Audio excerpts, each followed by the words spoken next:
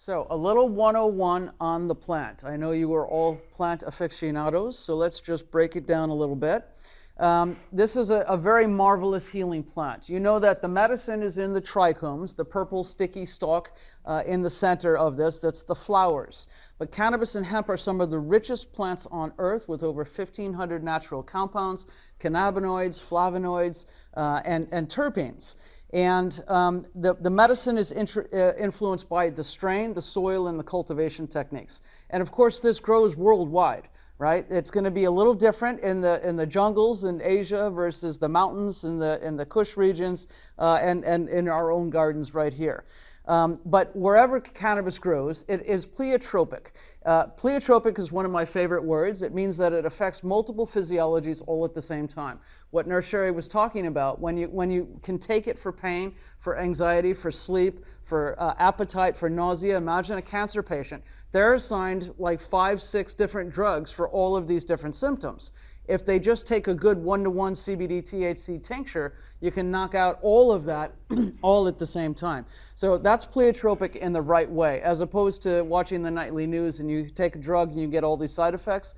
Cannabis is the opposite. Cannabis is the exit drug that gets us away from that. And the phytocannabinoids from this plant mimic the endocannabinoids that we're making in our body at all times. Okay, so now we're going to talk about that word cannabinoid. What is a cannabinoid? I'm going to break it down really simple. It's a molecule that interacts with the endocannabinoid system, and that's going to come up on a further slide. So cannabinoids come in 3 types. Endocannabinoids we make internally. Anandamide and 2-AG are 2 examples of the cannabinoids that we make upon demand to keep our body in balance. The phytocannabinoids are externally made from the cannabis and hemp plants. THC and CBD are the 2 primary ones, the most abundant, and there's a lot of other minor cannabinoids that have therapeutic potential. And then synthetic cannabinoids, believe it or not, the pharmaceutical companies, and we're going to be seeing this more and more down the road. So currently, Marinol is synthetic THC, Epidiolex is purified CBD, and Sativex is 1 part THC and 1 part CBD. So I want you to look over to the image on the left there, and you can see the THC molecule from the plant, and the anandamide molecule that we make is the exact same molecular structure. That is how and why this works so well in the body. It's amazing that it plugs in and does the same thing. You're hardwired for the plant. We are hardwired. We are meant to light up with this plant. And so when you think about it, the phytocannabinoids, so the anandamide molecule that we make, the THC molecule that the plant makes, there's a big difference. We make the anandamide molecule upon demand when needed, and it plugs into the nerve receptor very fast to initiate a reaction to either do something or not do something. When you're taking cannabinoids, THC molecule plugs in a little bit tighter, and that's why people feel it a lot more when they're using cannabis. So THC and CBD are the phytocannabinoids that mimic our own endocannabinoids to activate this very important system. So now we're going to talk about the system. And how I like to explain the endocannabinoid system, and I've been teaching on this for a very, very long time, is just to imagine that you're an umbrella. All the spokes of the umbrella are your different organ systems. You can see the nervous, muscular, endocrine, circulatory, skeletal, respiratory, integumentary, urinary, reproductive, lymphatic, digestive, and immune system. Shows the interconnectedness of our body. We have neurotransmitter signaling systems. You've all heard of dopamine signaling, serotonin signaling, opioid signaling, they're hormonal signaling. There's many signaling systems.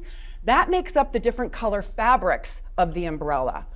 We have cannabinoid receptors on all of the cell surfaces of all of our 11 organ systems. We have cannabinoid receptors at all of the neurotransmitter signaling junction sites.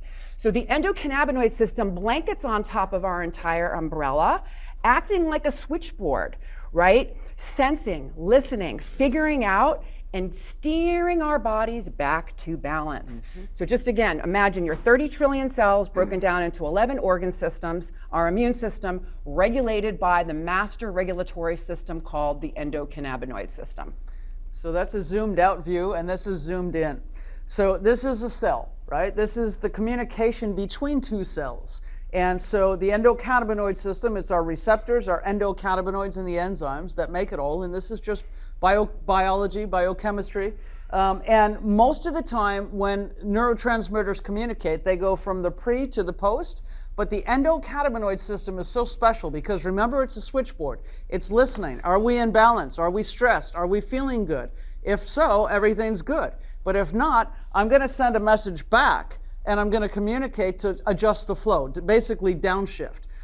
Lower the stress, lower the inflammation, lower whatever's going on. And what happens if we're not making enough? The phytocannabinoids can bridge that gap because we're taking them in from the plant. And so there's CB1 and CB2 receptors. Think about the brain and the central channel being CB1 and the immune cells being CB2.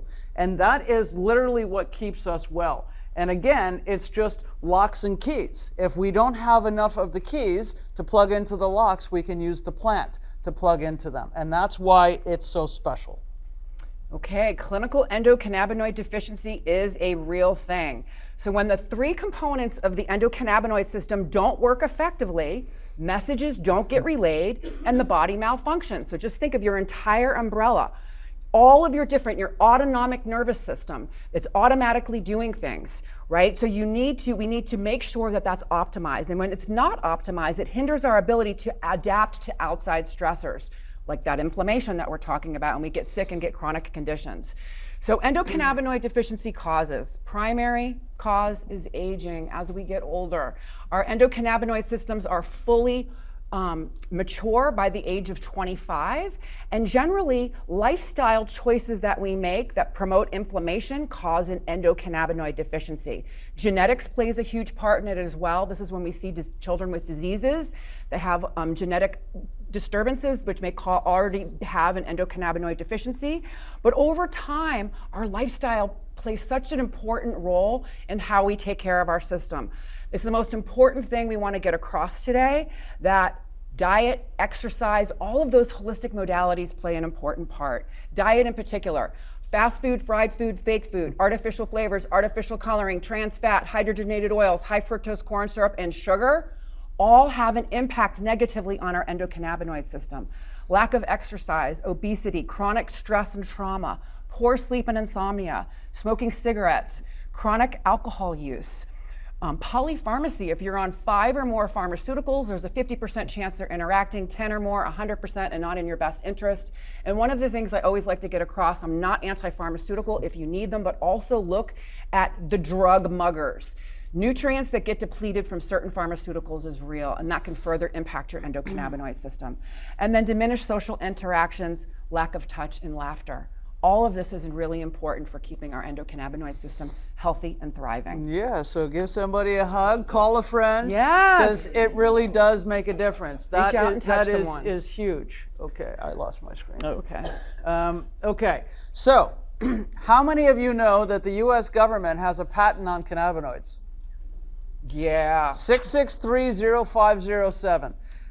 This was taken years. out in 2003 when the National Institutes of Health realized that cannabinoids are neuroprotectants and antioxidants. And what that means is it can preserve nerve cells from damage and decay, really good for strokes, CTE, brain damage, etc. like that, but also just regular everyday activity, and then slowing down neurodegeneration. You know, when we're talking to seniors, we talk about Alzheimer's and Parkinson's and MS and those sorts of things. That's neurodegeneration. Cannabinoids are very helpful to prevent that and to slow it down. Okay. And this is one of my favorite slides. I love science. But think about the pleiotropic nature of these cannabinoids. Able to be anti-diabetic, anti-inflammatory, anti-cancer, anti-proliferative, anti-epileptic. All of these things, all at the same time. Right? And this is where the NIH has 40,000 plus studies. It's the most studied plant on earth that attest to this, that show that cannabinoids can be used to modulate all of our diseases. So when we talk about the different interconnected digestion, cardiac, nervous, all of them, every system is influenced by this and can be helped by it. Okay, and this is just a slide here to show the different cannabinoids. So the plant phytocannabinoids all interact with our endocannabinoid receptors. There's over 140 cannabinoids in the plant. The most common ones are listed here: CBD, CBN, THCV, CBG, CBC, and THC. And to the right, those links are actually live when we send this out, and they go to research studies to show the research behind it. And some of the products that we carry in our shop have these different components in it. Okay, so THC versus the non-impairing alternatives. So THC is the most abundant cannabinoid that is psychoactive, that produces the high that people feel, right? So high dose THC in older adults can induce dizziness, anxiety, cognitive impairment, and increased fall risk. So we are proponents of using low dose THC, 1 to 5 milligrams in divided doses throughout the day. You know, seniors can pivot towards non-impairing cannabinoids that offer other therapeutic benefits without that impairment. We don't want people to fall and to have adverse events. Having CBD on board can help that process. So what is CBD, CBG, and CBN? So CBD is the multivitamin part of the plant, is how I like to say. It's a very promiscuous molecule. It's found in both cannabis and hemp, and it activates over 70 receptors in the body. It's the most effective against inflammation, and CBD does not create the high or the impairment, and can actually soften THC without taking away the medicinal effect. CBG is the mother of cannabinoids. I like to call her Mama Bear. She helps us make our own anandamide molecule. So remember that slide where the plant makes THC, we make anandamide? Well, we make a molecule in our body very similar to the plant. So for people that have THC sensitivity, we encourage the use of CBG because it can help them make their own anandamide molecule. That's very, very powerful. And it's very effective in relieving pain, inflammation, anxiety, and depression. And it also has antifungal and antibacterial qualities and is great for gastrointestinal health and has been known to inhibit the growth of certain cancer cells. CBN, on the other hand, is another one of the minor cannabinoids. It's degraded THC, or old THC as they say. It's anti-inflammatory, neuroprotective, and can help with both sleep and appetite.